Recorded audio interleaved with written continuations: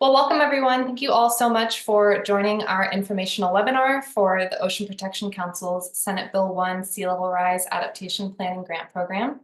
My name is Megan Williams. I'm the Coastal Adaptation Program Manager within OPC's Climate Change Program. My colleague Ben Dorfman, who is OPC's Climate Change Sea Grant Fellow and who is working on the Senate Bill 1 grant program with me, is also here and will be monitoring the chat as we go. I also want to add that we have some other OPC staff joining us later, including Justine Kimball, OPC's Senior Program Manager for the Climate Change Program. They will be providing us support during the Q&A session. And we also have Coastal Quest staff joining us to present and answer some questions about our brand new Senate Bill 1 Technical Assistance Program. We have an hour set aside for this webinar that will give us enough time to give the presentation and then also have some time at the end to answer some questions. Before we dive in, I just want to discuss some webinar logistics. This webinar is being recorded. We plan to post the recording on our website afterwards. Questions will be answered at the end of the webinar presentation during the Q&A. During the Q&A session, you can use the raise hand function. My colleagues will call on you to ask your question, or you can also enter questions into the chat box. We will be monitoring that throughout. We do ask that you reserve very specific questions for email, and you can email us at any time at this email address here shown on the screen, opc-sb1@resources.ca.gov. Okay, so let's go ahead and jump in. So here's an outline of the presentation material that we'll be covering today. Over the course of this webinar, we'll be providing an overview of the Ocean Protection Council, Senate Bill 1, and an explanation of our SB1 grant program. And this will include OPC's SB1 funding overview, the solicitation schedule, applicant eligibility, and funding priorities for the solicitation. Following that, we'll lay out the process for actually how to apply and next steps. And then after that, I'll be turning it over to Coastal Quest to present on OPC's brand new Senate Bill 1 Technical Assistance Program, where they'll be going through a little bit more about eligibility and how to apply. And then finally, we will move into accepting questions during our Q&A. So who is OPC? The Ocean Protection Council is a cabinet-level state agency that is charged with protecting, conserving, and maintaining California's ocean and marine resources for the benefit of current and future generations. The role of OPC is to recommend policy, lead and promote coordination, seek and leverage funding, inform government decision-making with sound science, and to operate with transparency and accountability. One of our most important documents here at OPC, and really what covers all of our current priorities, is our strategic plan. We are currently over halfway through the years that this strategic plan is covering. We adopted this plan in 2020 and will continue to work through these goals and specific targets through 2025. So if you have not yet checked out this document, I highly encourage you to do so, as the solicitation that we're covering in today's webinar is ultimately meant to implement strategic plan targets and objectives, namely Objective 1.1, which is to build resiliency to sea level rise, coastal storms, erosion, and flooding. To provide some background on this new program specifically, in 2021, Governor Newsom signed Senate Bill 1 into law. And SB1 directs the state to provide funding to local and regional governments to develop sea level rise adaptation plans and implementation projects. While much sea level rise planning and adaptation work has been conducted along California's coast over the past decade, it is currently understood that vulnerability assessments, adaptation plans, and coastal resilience projects are not consistent in their standards or their criteria across jurisdictions. So in recognition of these gaps and the urgency of preparing for sea level rise, Senate Bill 272 was signed into law in 2023. SB 272 requires that all coastal local governments develop sea level rise plans. And with a deadline of January 1st, 2034, these plans must be integrated into local coastal programs, or LCPs, or San Francisco Bay shoreline resiliency plans. In 2022 and 2023, OPC received $37.5 million and $54.5 million respectively for the implementation of SB1, with the proposed governor's budget revising that 2023 amount to $36.8 million. So the overall goal of OPC's SB1 Sea Level Rise Adaptation Planning Grant Program, also known as the SB1 Grant Program, is to provide funding for coastal, local, regional, and tribal governments to develop sea level rise adaptation plans and projects to build resilience to sea level rise along the entire coast of California and San Francisco Bay. As we go through this webinar and we get into the actual application process, I just really want us to keep this goal in mind. This grant program is designed to ensure that all California coastal communities are preparing for sea level rise. So in order to achieve this lofty program goal, 2 funding tracks will be available for applicants, depending on which phase of sea level rise adaptation planning is appropriate for the applicant. Phases 1 through 4 reference the phases provided in our sea level rise criteria, which I'll be covering shortly. Track 1 proposals, so that's projects in the pre-planning, data collection, and planning phases, are accepted through a rolling quarterly non-competitive process, provided the proposals satisfy the sea level rise criteria and the requirements of our solicitation. Track 2 proposals or projects in the implementation project phase will be accepted through a competitive process starting in mid to late 2024, subject to the availability of funding. Since we are only accepting Track 1 proposals right now, I'm going to be spending the majority of the rest of this webinar discussing the specifics for Track 1 project priorities, as well as the application process. So for Track 1 of the SB1 grant program, I've provided this overview here. The total amount of anticipated funding for the SB1 grant program overall is $71.4 million. As of now, OPC has not allocated a specific set aside for either track. So this $71.4 million is available for both Track 1 right now, and eventually the Track 2 proposals as well. Projects within Track 1 can be anywhere between $200,000 to $1.5 million, with a maximum project length being 2 years. As I mentioned before, Track 1 proposals are accepted on a rolling quarterly non-competitive basis. So this next quarter deadline is June 28th in order for projects to be considered and brought to our September council meeting for approval. So here's a bit more of a breakdown of this solicitation and the timeline of this rolling quarterly process and what it looks like. So full proposals will be due approximately 10 weeks prior to each OPC meeting. We have quarterly OPC meetings. For our September 2024 OPC meeting, that means proposals must be submitted, as I said, by Friday, June 28th at 5 p.m. Following the submission of the proposals, the evaluation and selection of projects will be completed in the 5 weeks following proposal submission. And then preparation for selected projects to be brought to council meetings for approval of funding will then take place in the weeks leading up to the council meeting.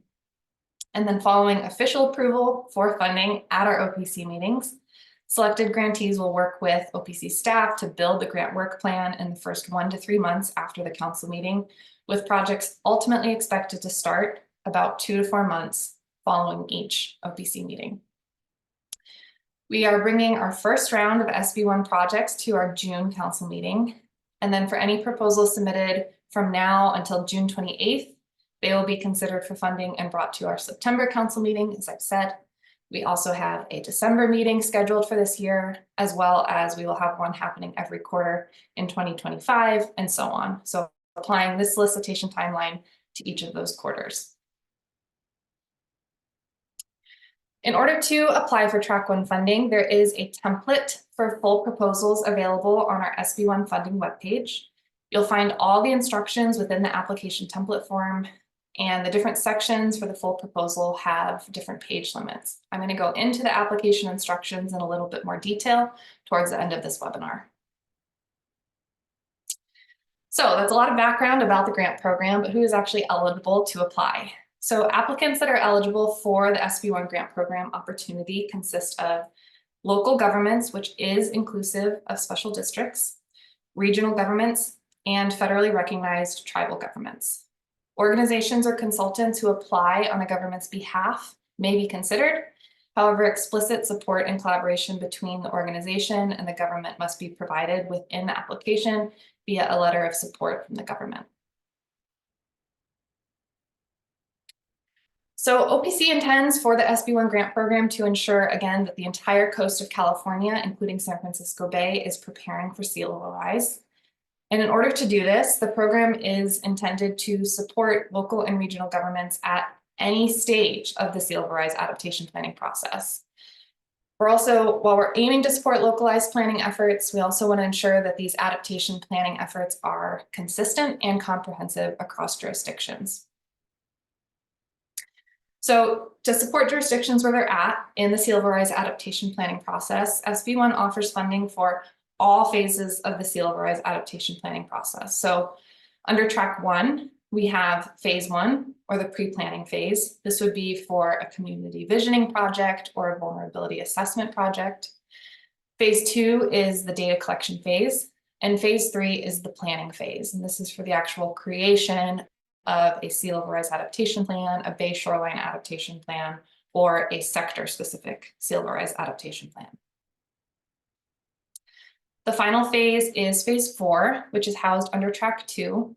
This phase is the project implementation phase, which covers nature-based and green-gray hybrid adaptation projects, feasibility studies, and design plans. As a reminder, track 2 proposals will be accepted through a competitive process later this year, subject to the availability of funding. But while the SB1 grant program intends to support local and regional governments at any stage of the sea level rise adaptation planning process, again, we also want to aim to ensure that these efforts are consistent and comprehensive across jurisdictions. So to achieve this goal, OPC staff alongside the California Sea Level Rise State and Regional Support Collaborative have developed specific sea level rise adaptation criteria. This sea level rise criteria is a standardized set of minimum requirements for each phase of sea level rise adaptation planning and implementation. So when you are developing a project under the SB1 grant program, adherence to the sea level rise criteria ensures that adaptation plans and projects include the same components and are at the same level and caliber across jurisdictions. So while the sea level rise criteria document, which I believe Ben is going to drop a link to in the chat, lists the minimum criteria that projects must meet to be eligible for SB1 grant program funding, we do recognize that certain criteria may not apply to an applicant. That may be due to a unique local condition or because it has already been accomplished by a previous planning effort. So in those instances, applicants will be able to provide sound justification for why a specific criterion will not be included in their project outcome. So the sea level rise criteria are structured to reflect the 4 phases of the sea level rise adaptation planning process that I've gone over briefly before. So under phase 1, which is our pre-planning phase, the minimum criteria are listed for both community visioning. These are projects that build consensus on community priorities, they set goals and create a vision for resilience, as well as for sea level rise vulnerability assessments. For the data collection phase, phase 2, this is really the opportunity to fill in a missing piece to either a pre-planning, so phase 1, or planning effort, phase 3, that are underway. And it just provides an opportunity to achieve some of the criteria that may be missing in phase 1 or 3. So for this phase, it must support the completion of either a phase 1 project or a phase 3 project. So in other words, a proposal must have a phase 1 or phase 3 piece alongside phase 2. An example of this may be adding a core sector to a pre-existing vulnerability assessment. And then under the planning phase, the minimum criteria is provided for sea level rise adaptation plans, San Francisco Bay shoreline adaptation plans, and sector-specific sea level rise adaptation plans. Both the sea level rise and San Francisco Bay shoreline adaptation plans, they're expected to be at the city, county, or regional level. They're expected to be a bit more comprehensive in scope, whereas the sector-specific sea level rise adaptation plan are those that pertain to a specific core sector with significant vulnerability and adaptation needs. So that would be more of a localized approach at a smaller scale than like a city or county. The sector-specific plans, they may be necessary if a core sector was omitted from a previously completed sea level rise adaptation plan. Maybe it requires a more detailed or complex adaptation planning process, or it's been shown recently that there's intensified vulnerability to the impacts of sea level rise. And then lastly, we have the minimum criteria for phase 4, which is our nature-based and green-gray hybrid adaptation projects, feasibility studies, and designs. Phase 4 projects can also include funding for permitting and CEQA as well.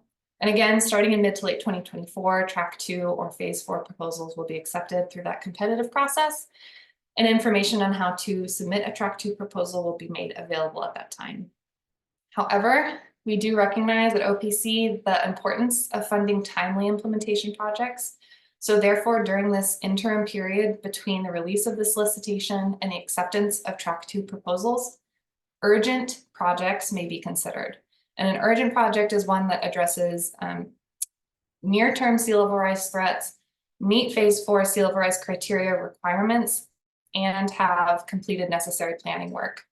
So if you feel that your project meets those requirements, we do ask that you review the solicitation under the section Track 2 Proposals and Urgent Phase 4 Projects for more information. So again, we do recognize that the status of sea level rise planning across the coast does vary. Many jurisdictions have advanced planning already underway or complete, and then many others have yet to begin comprehensive planning or assessments. So we are aiming to address this need by offering funding for a range of these sea level rise planning activities. If you feel that addressing one of these phases in the sea level rise planning or pre-planning process is needed within your jurisdiction, we do encourage you to apply by submitting a full proposal. In order to apply, we ask that you first review our SB1 program solicitation and the sea level rise adaptation criteria. Adhering to the sea level rise criteria is critical when you're scoping and creating your project. And then the solicitation contains evaluation criteria that will be used when reviewing your track 1 proposal. If your project is under phase 1, which is pre-planning, or 2, data collection, or you're completing a sea level rise or bay shoreline adaptation plan, you can download the SB1 track 1 proposal template and fully complete per the instructions that are located within the proposal template document. If you are applying to complete a sector-specific adaptation plan, we ask that you first download, complete, and submit a sector-specific letter of intent. OPC staff will then review the letter of intent and determine the next course of action, which may either be consultation with OPC staff or submitting a full proposal. To submit, please send your completed proposal package to opc-sb1@resources.ca.gov with the subject line main applicant name track 1 project proposal by 5 p.m. on June 28th, again, in order to be considered for our September 2024 OPC meeting. All of these documents and materials can be found within our SB1 solicitation, which Ben can drop a link to in the chat, as well as on our actual SB1 funding webpage. Okay, so we have talked about this track 1 proposal template, so now I want to just kind of dive into what that actually looks like. So here is an overview of this track 1 proposal template, and that includes section 1, which is a cover page. This is where you'll fill in summary information for your project, contact info, etc. You should also include the contact information and a very brief description of the role of every subcontractor that will be a part of the application team. We do recognize that sometimes you don't know subcontractors yet, and that's perfectly fine. But if you do, we also recognize that a lot already have some relationships and an idea of who they're going to have. So we do ask that you fill in that information for the subcontractors within this section 1 as well. If you have more than one subcontractor, there's a list of information to fill out for the first one, and then you can just copy and paste that information for each additional subcontractor. And then within section 1, there's also a question that asks which phase of the sea level rise adaptation planning process you'll be addressing in the proposal. And that's where you'll have the ability to select all that apply. So it could be that you're just applying for a vulnerability assessment, or you're doing community visioning, data collection, and a sea level rise adaptation plan. Whatever it is, you can just select each of the boxes there. Section 2 of the template is an application completeness checklist. You should revisit and fill this out as you're preparing your final proposal for submission. All of the sections are required, as well as the supplemental documents, except for the nonprofit questionnaire, which is only required for nonprofit organizations, and the project letters, which are strongly encouraged, but they are only required if your organization is applying on a government's behalf. And then starting in section 3 is the actual application space, and that starts with the project description. For sections 3 through 7, you should draft your responses to the prompts below each of the headings and delete the instruction text to ensure that you maximize your page limits, which you can see, like section 3 has 4 pages max, section 4, 4 pages max, etc. We ask that you keep your responses in Calibri size 12 font, so just don't change the font from what you receive and when you open the template. And then under section 3 specifically, you're asked to answer prompts that provide us with a summary, a description of your project, the relative need for sea level rise planning and the likelihood of success of the project, a community description, as well as tribal partnership if it's applicable. Section 4 is the project work plan. This is where addressing the minimum criteria from the sea level rise criteria really comes into play. So each criterion that's listed in the sea level rise criteria for whichever phase of your project that you're applying for is required to be incorporated into the project's work plan. And then, as I mentioned earlier in this presentation, if certain criteria do not apply to an applicant, whether it's due to that unique local condition or it's already been accomplished by a previous planning effort, something like that, an explanation for why it's not included should be provided in section 5, which is just the sea level rise adaptation criteria justification.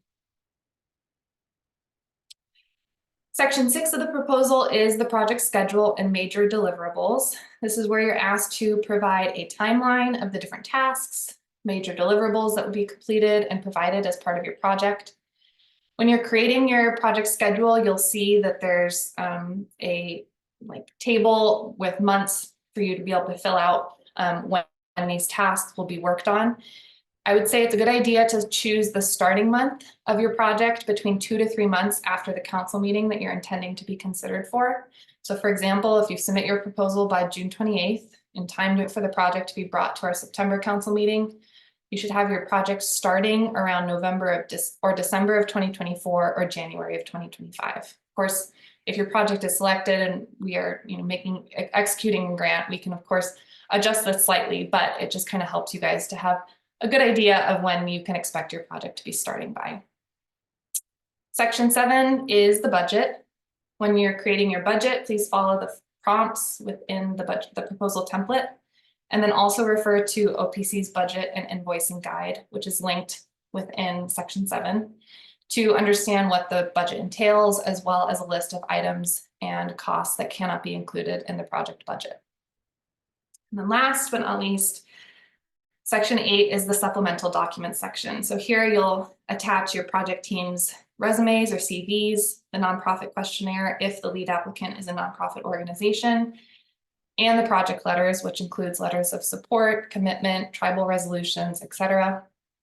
And we do, as I said, if an organization or consultant is applying on behalf of a government, that is where we require a letter of support from the local government to be included in the application. The final proposal submission should be one PDF that includes this proposal template and all the supplemental documents, and again, submitted to that email address, opc-sb1@resources.ca.gov. Okay, so that was a lot. What is next? If you're interested in applying and throughout this process you have any questions, we provide multiple opportunities to ask questions throughout this process. I want to say that this is still a new grant program. It's one with a very large goal. So we want to ensure that this process is straightforward and it's easy to navigate. And therefore we welcome questions throughout the process. So in addition to today's Q&A session happening at the end, we'll also host a virtual office hours on May 8th at 2 p.m. The registration link for that will be found on the SB1 funding webpage shortly. As I mentioned earlier in this presentation, today's webinar recording will also be made available on our SB1 funding webpage within the next week or so. And then you can also email us through the OPC SB1 email shown here at any time. Additionally, we have a fact sheet that contains questions and answers that's posted on our SB1 webpage, and Ben can drop a link to that fact sheet into the chat. Thanks, Ben. And we're going to continue to update that to include questions from today's webinar, as well as others that we received through email. In addition to all of these opportunities to ask us questions, OPC is also very excited to announce the launch of our complimentary Senate Bill 1 Technical Assistance Program. This provides application support to interested applicants of the SB1 grant program. For this portion of the presentation, I am going to turn it over to Emma to introduce you all to this exciting new program. So Emma, please take it away. Thank you so much, Megan, for the handoff. And thank you also to OPC for hosting this very informative webinar. Very honored to be here today. So thank you all for being here. My name is Emma Kuzi, and I am a project manager at Coastal Quest, as Megan mentioned. I work with our team to design and implement technical assistance programs, such as the Senate Bill 1 TA program. And I will move on to the next slide. If you don't mind, Megan, thank you. So a little overview of what we're going to talk about today. Today, I will introduce you to Coastal Quest, the organization I am representing. Then I'll dive into the mechanics of the SB1 Technical Assistance Program. I plan to tell you about the services that we offer. I also plan to discuss some key dates to mark on your calendars if you are interested in receiving technical assistance. I will also chat about what makes an organization eligible, as well as what makes an organization prioritized for technical assistance. Last but not least, I will touch on the TA program process. I will talk about the initiation form and how easy it is to apply for the technical assistance program, which I highly encourage you to do if you qualify, or even if you are unsure if you qualify. Next slide, please. Before I dive into all of that, I want to tell you a little bit about Coastal Quest. Coastal Quest is a service-focused nonprofit based out of Oakland, California. Our mission is to work with partners so we can accelerate solutions to build resilient coastal communities for people, nature, and the climate. We are committed to catalyzing positive change by placing communities at the forefront of climate resilience and adaptation efforts. Next slide, please. A little bit more about our work at Coastal Quest. Our work protects the coastal zone, coastal communities, and the coastal economy. In short, we want to protect and enhance the coastal communities and environments that we love. So all of our work really focuses on achieving both of those goals. All of this in mind, Coastal Quest is working with OPC to lead the SB1 Technical Assistance Program, which is what I will now talk about. Next slide, please, Megan. Thank you so much. The SB1 Technical Assistance Program has just launched, as Megan mentioned, and targets eligible SB1 grant applicants or qualifying jurisdictions that are facing significant and imminent sea level rise threats along the California coast and San Francisco Bay shoreline. The SB1 Technical Assistance Program will also prioritize applicants based on additional criteria that I will discuss in depth later. But before I talk about that, I want to dive into the actual technical assistance services. Next slide, please. As Track 1 is now open, the slide really reflects the current tableau of TA services that we offer under Track 1. Please note that as Track 2 opens, these technical assistance services are subject to change. As you can see on this slide, our technical assistance services range from helping an applicant develop a work plan to offering grant writing assistance, grant writing review, engaging with tribes and environmental justice communities, offering GIS mapping support, and more. We hope to offer TA to as many qualifying applicants as is possible, or eligible jurisdictions that are facing relatively significant sea level rise vulnerability as compared to other jurisdictions. If you believe that that is your jurisdiction that I'm describing, again, I strongly encourage you to apply.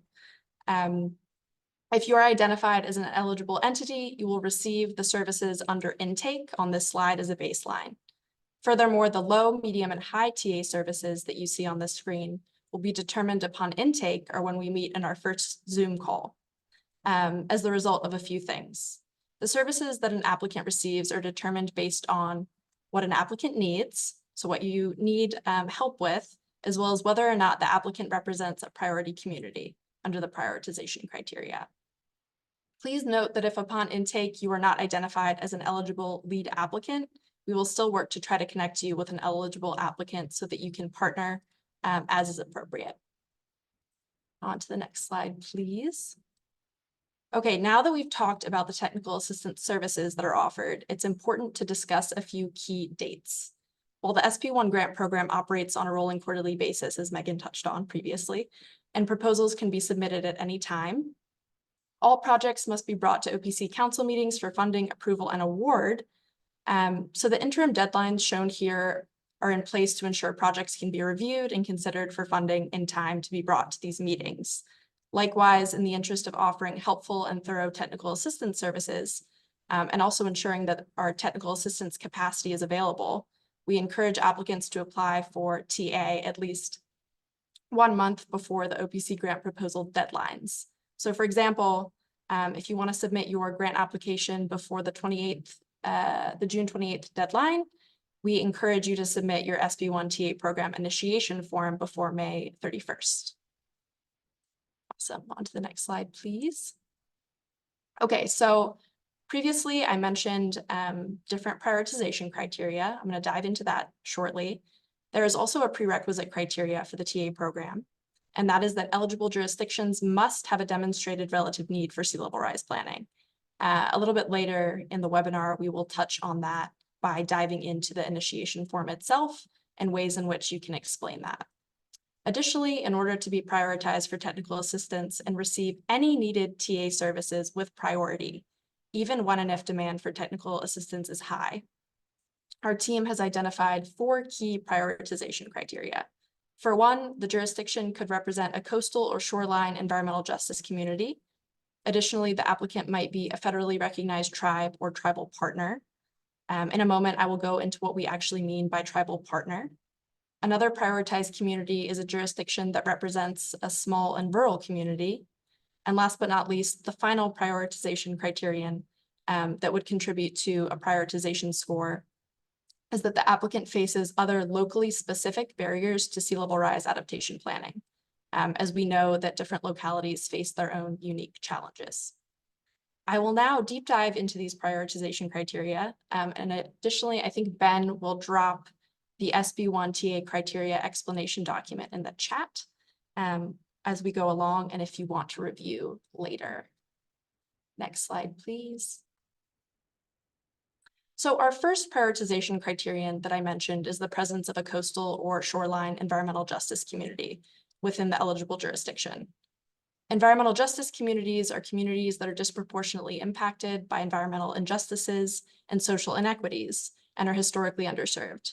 OPC's equity plan acknowledges that EJ communities often face heightened exposure to environmental hazards in contrast with surrounding communities. For this reason, EJ communities are prioritized for TA. EJ communities along the California coast and San Francisco Bay can be identified as outlined here on this slide using these various tools. Additionally, if you go to the criteria explanation document, you can explore these tools in more depth.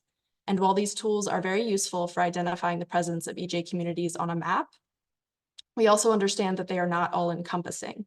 Limitations to these tools exist as indicators that might signal an EJ community are not all represented within these tools, and that is just one example of a limitation. So due to the admitted limitations of these tools, EJ communities can fall through the cracks. For this reason, regionally or locally defined communities can also qualify as EJ communities. We highly value local community-based information.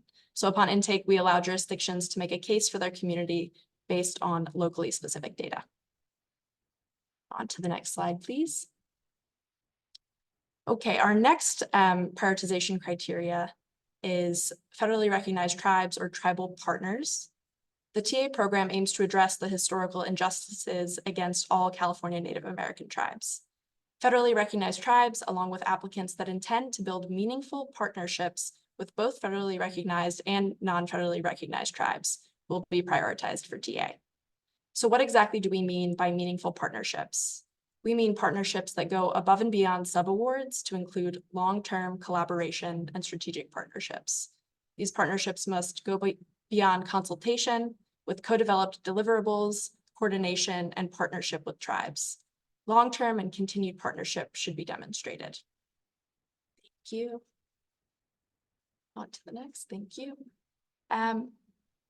The next prioritization criteria that I will chat about is small and rural community.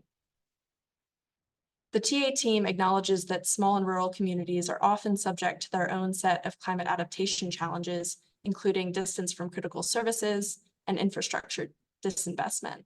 Additionally, local government agencies and small and rural communities are often constrained on staffing and other capacity, making it very challenging for them to respond to funding opportunities and fill planning gaps. As such, jurisdictions with small and rural communities, as outlined here, will be prioritized for technical assistance. Again, there's more on this in the criteria explanation document that Ben kindly dropped in the chat. And the final slide, please. Thank you. Last but not least, and I touched on this some previously, the TA team understands that locally specific barriers to sea level rise planning vary significantly and are not all covered by the previous 3 prioritization criteria. This criterion, which is other barriers to sea level rise planning, offers an opportunity for applicants to check any boxes that apply to their locality, and also gives TA applicants an opportunity to generate and submit their own locally specific barriers to sea level rise planning. Some suggestions for locally specific barriers that are present on the TA intake form include, but are not limited to, the options listed on this slide. One example is a jurisdiction has not completed a sea level rise vulnerability assessment, an adaptation strategy, or a sea level rise plan update. Next slide, please. So now a quick window into our TA process. If you apply for the technical assistance program through the initiation form that Ben will drop in the chat for me, thank you, Ben, we will follow up to schedule an intake call. Then on your intake call, we will assess your technical assistance needs, ensure your eligibility, and from there, technical assistance begins. So all of this is to say, if you are a qualifying local or regional government along the California coast or the San Francisco Bay, or a federally recognized tribe, or an organization looking to apply on behalf of a governmental partner, we really, really encourage you to apply for the TA program today. It's easy, just fill out the form to the best of your ability. And if you don't believe me, we're gonna actually talk about the application form next. On the next slide, please, thank you. So we covered a lot of ground in a short period of time. Thank you for bearing with me. My main goal for the following few slides is just to, again, impart how easy it can be to fill out the initiation form and get started. First, click the link that Ben just sent over. Thank you again, Ben, or visit the SB1 TA funding page on the OPC website. There you will find the technical assistance initiation form by clicking the Apply Now button. Filling out the initiation form should not take longer than 20 minutes. We want thorough answers ideally, but we also want applicants to finish the application form over achieving perfection. We can sort out the rest on our intake call. Once you've filled out the application, submit your form and our team will get back to you as soon as possible. Next slide, please. The first half of the SB1TA initiation form consists of very general questions. These questions aim to determine your eligibility under SB1. We ask for generic information like the name of your organization, whether you represent a city, a county, a special district, etc. Additionally, we ask for a few more in-depth questions. I'm going to briefly highlight a few in the following slide, if you will, Megan. Thank you. For one, we really want to hear about the proposal that you have in mind. This proposal or project idea does not need to be fully fleshed out. A proposal might include the city of X in partnership with the city of Y hopes to apply for funds for an actionable sea level rise adaptation plan, as no plan currently exists for the region. Furthermore, we want to know if your jurisdiction is facing a demonstrated need for sea level rise planning due to increased effects of sea level rise and other coastal hazards. To demonstrate this, you can provide a brief description, which might include previous impacts, sea level rise scenarios, for instance, using Our Coast, Our Future tool with 2050 sea level rise projections. You could also employ community feedback and reports or other information. We ask that you fill this information out just to the best of your ability. Next slide, please. The last part of the initiation form consists of questions that help determine your TA needs, as well as if you represent a prioritized community. These will inform the level of TA you receive and help inform us as to how best to help you. This should only take 2 to 5 minutes. Next slide, please. Thank you so much for listening. I'll be here to answer any of your questions in the next 20 minutes, and also please feel free to reach out to us at the email listed here. I will hand everything back over to Megan. Thanks, Megan. Thank you so much, Emma. So with that, I would like to open it up for questions. Please feel free again to use the raise hand function to be called on, or you are welcome to also just type your question to the chat and we can answer your question from there. If we can't get to your question during this time or something comes up at a later date as you're going through this, please just email us, and please again reserve those very specific questions such as maybe your applicant or proposed project eligibility for email. I've included both of them here.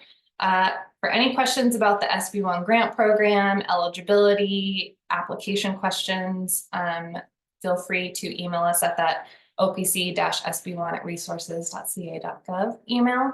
If you have questions about the TA program, either that intake form or whether you're eligible or trying to fill out the actual like technical assistance application, you can email Coastal Quest at opcsb1ta@coastal-quest.org. If you get confused and you email one or the other, that's fine. We are in close coordination with each other, so we will get the question to the right person. Before I stop sharing my screen, I just want to say thank you all so much for your interest in our new Senate Bill 1 grant program, as well as our complementary SB1 technical assistance program. We are really looking forward to receiving and reviewing your application soon.